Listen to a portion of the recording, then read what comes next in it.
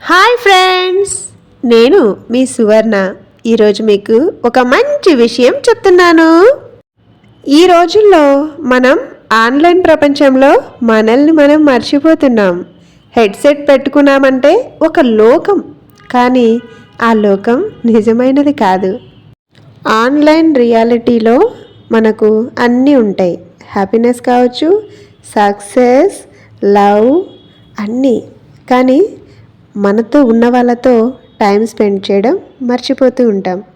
నిజ జీవితంలో చిరునవ్వుతో ఉన్న ముఖాలు చూడడం కంటే ఆన్లైన్ స్క్రీన్లో ఇమోజీలు చూడడం ఎక్కువయ్యింది. టెక్నాలజీ మనకు ఉపయోగపడాలి, కానీ మనల్ని కంట్రోల్ చేయకూడదు.